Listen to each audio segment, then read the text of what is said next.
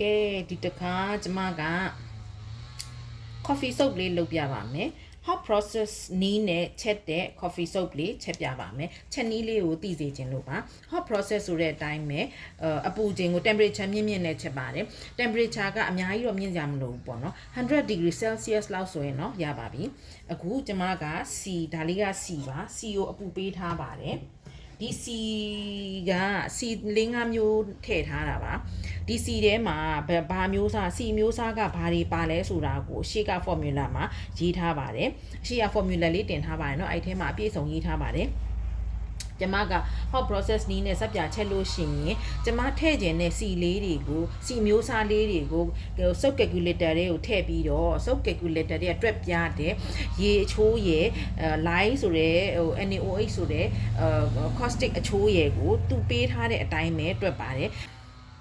အဲ့တော့ကျမက international soap calculator ကိုသုံးပြီးတော့မှဒီ process လေးကိုလုပ်တာဖြစ်ပါတယ် international soap calculator ထဲမှာပါထားတဲ့အတိုင်းရေးထားတဲ့အတိုင်းပဲကျမဒီ process လေးကိုလုပ်တာဖြစ်ပါတယ်ကဲအခုစီပူချိန်လေးတိုင်းပါမယ်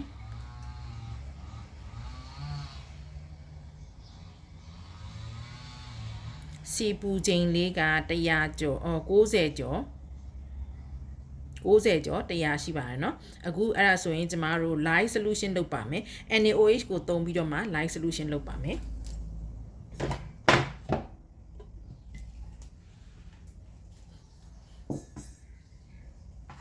ဒီက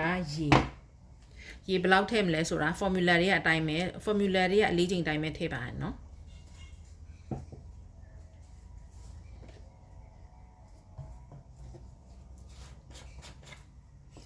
NaOH ပါဒါလေးက NaOH ပါ NaOH ကိုကင်လို့ရှိရင်ကျမတို့ glove လေးနဲ့ကင်ရပါတယ်เนาะဒီ glove လေးနဲ့ကင်ရပါမယ်သူ့ကိုလက်နဲ့ထိမိလို့ရှိရင်အပူလောင်တတ်ပါတယ်သူကပူတယ်နောက်ပြီး caustic လိုပဲပေါက်တတ်ပါတယ်sodium hydroxide က cosmetic grade ပါ grade မျိုးစုံရှိရတဲ့ထဲမှာဒါ cosmetic grade ကိုကျမသုံးထားတာပါ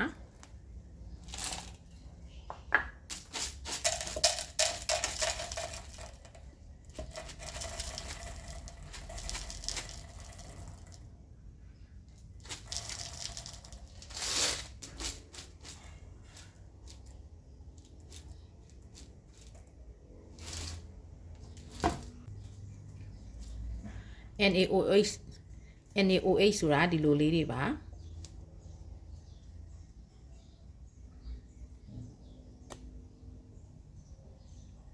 ဒါလေးက NaOH ပါsodium hydroxide လို့ခေါ်ပါတယ် lye လို့လည်းခေါ်ပါတယ်သူ့ကိုရေနဲ့ဖြော်ပြီးတော့ lye solution လုပ်ပါမယ်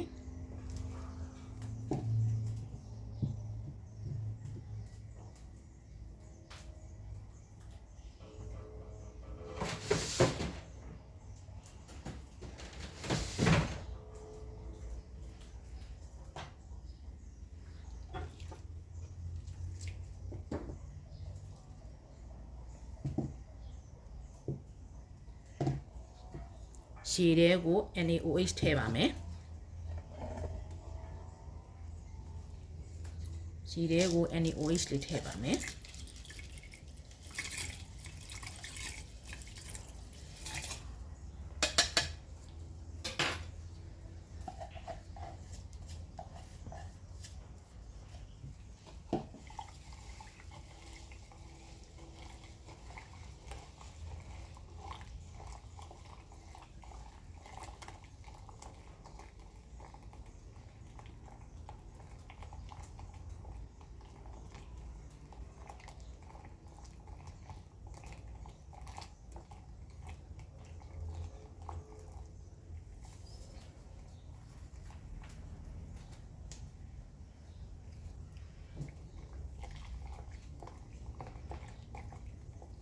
ရှည်တဲ့ကို NaOH လို့ခေါ်တဲ့ sodium hydroxide ကိုထည့်လိုက်တဲ့အချိန်မှာ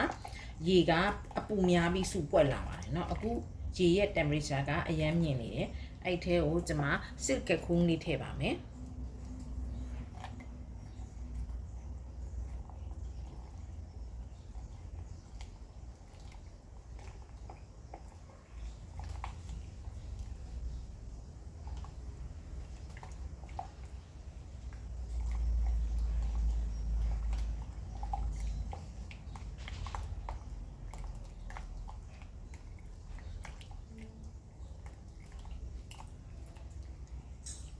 temperature ကိုကြည့်ပါမယ်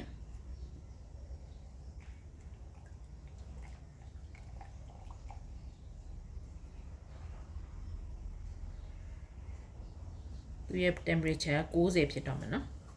90ဖြစ်ပါပြီပိုးအိမ်ဆိုတော့ပိုးသေးလေးတွေပါတယ်เนาะဒီလိုပိုးသေးလေးတွေပါတယ်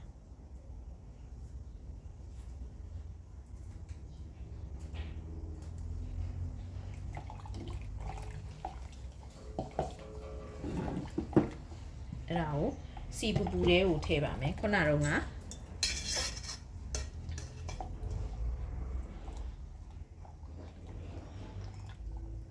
စီရဲ့ temperature က85 90ဖြစ်သွားပါပြီ။နားရဲ့ temperature ကလည်း90เนาะ temperature difference က5လောက်ပဲရှိရပါတယ်။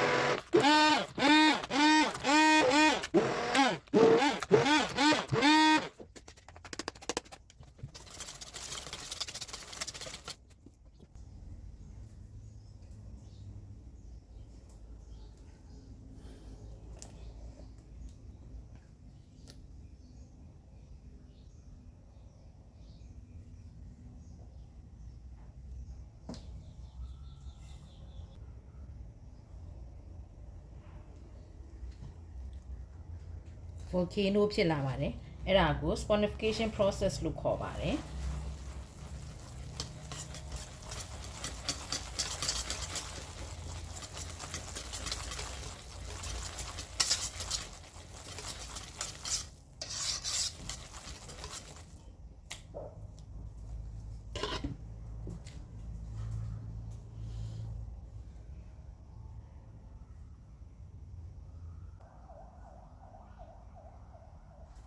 အထဲမှာသူ့အပူနဲ့သူဆက်ပြီးတော့ဆက်ပြချက်နေပါတယ်အဲ့ဒါကြောင့်မလို့အပူတွေအထဲထဲအပူတွေအပြင်ထွက်မသွားအောင်လို့အုပ်ထားရပါတယ်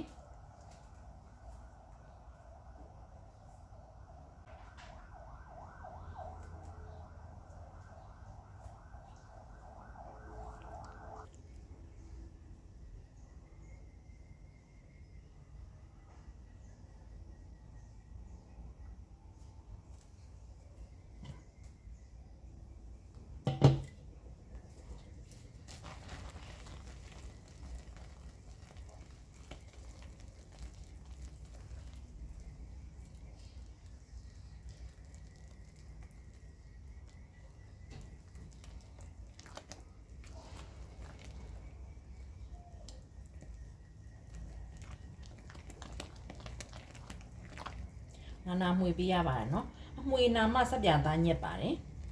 နာနာမှွေပေးရပါတယ်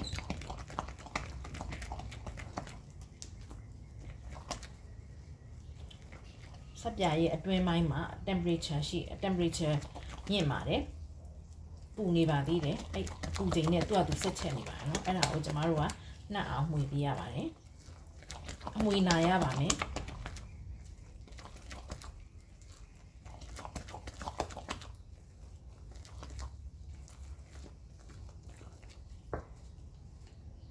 ဒီထဲကို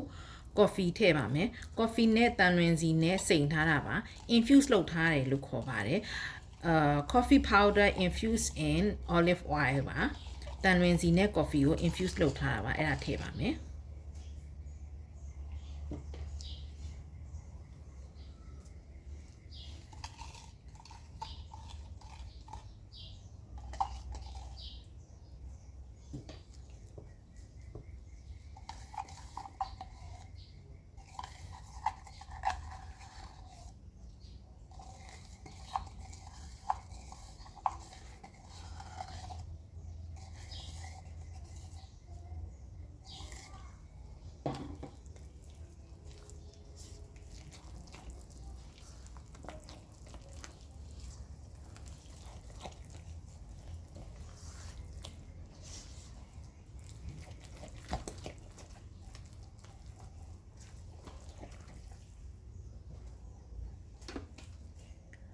sodium lactate ထည့်ပါမယ်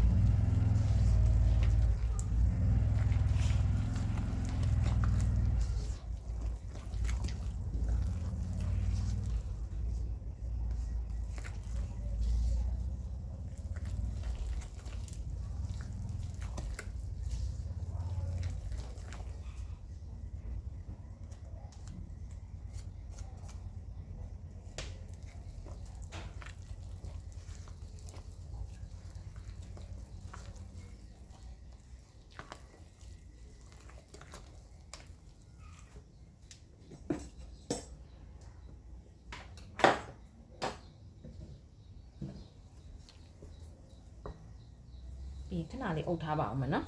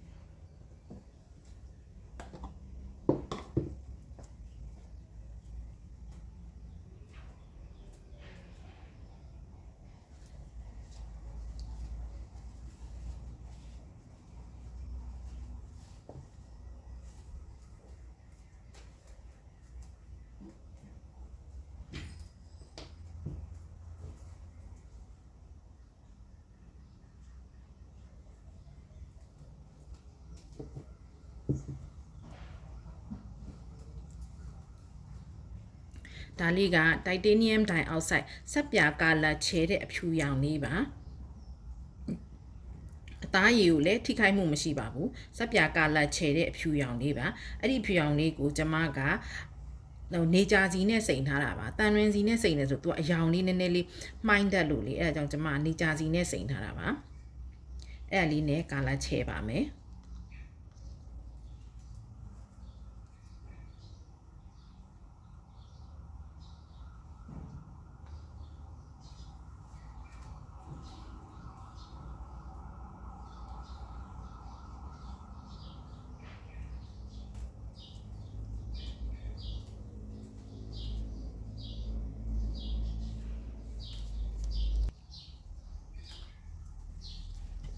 ကဲအနံ့ထည့်ပါမယ်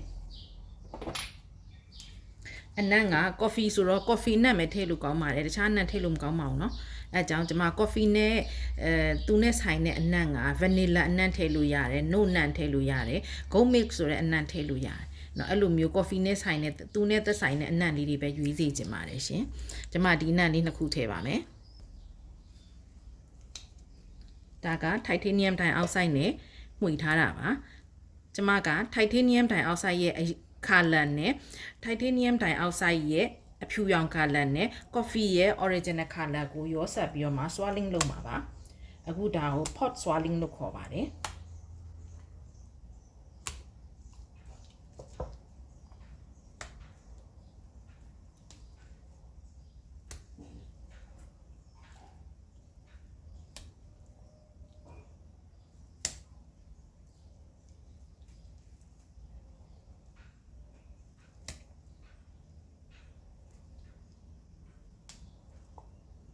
ဒါကတော့စက်ပြဒီဇိုင်းဆင်တာပေါ့နော်စက်ပြအလှဆင်တာပါကျမစက်ပြဒီဇိုင်းဆင်ရတာဝါသနာပါလို့ပါ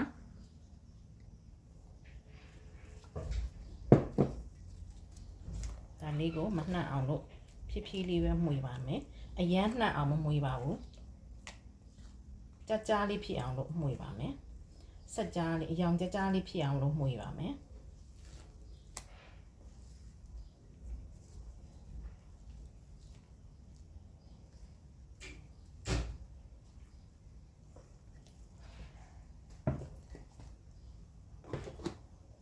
ပြီးတော့မူထဲကိုလောင်းပါမယ်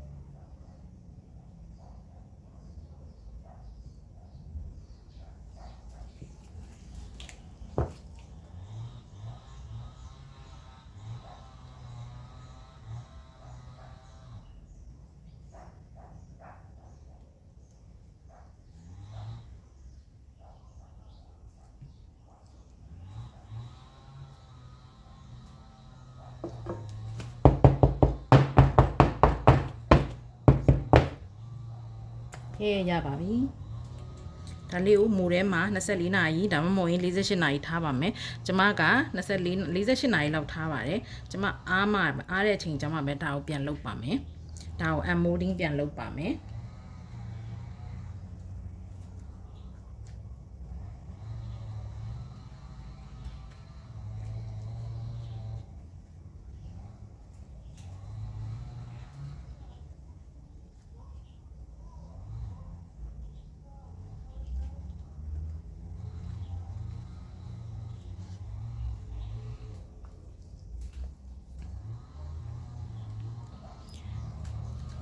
coffee soap လေးရပါပြီ hot process နည်းနဲ့လုပ်ထားတဲ့ coffee soap လေးရပါပြီ hot process နည်းနဲ့လုပ်ထားတဲ့ coffee soap လေးပါသူက glycerin rich ဖြစ်ပါတယ် glycerin တွေအများကြီးပါပါတယ်အဲ့ဒါကြောင့်အသားရည်ကိုအဆိုဓာတ်တွေကိုထိန်းထားပေးပါတယ်အသားနုချောစေပါတယ်နောက်ပြီးတော့ coffee ရဲ့အာနိသင်တွေဖြစ်တဲ့နေလောင်ခွက်တွေကိုပြတ်အောင်လုပ်ပေးနိုင်တယ်နောက်ပြီးတော့မျက်နှာရဲ့အသားရည်ကိုကြည်လင်ချုံးမွေ့စေအောင်လုပ်ပေးကြည်လင်ချုံးမွေ့နေအောင်သူလုပ်ပေးနိုင်ပါတယ်နောက်ဗီဒီယိုကြမှာပဲ coffee ရဲ့အာနိသင်လေးကိုရှာဖွေဖတ်ရှုပြီးတော့ကျွန်မအသေးစိတ်တင်ပြပေးပါမယ်ရှင်ကျေးဇူးတင်ပါတယ်ရှင်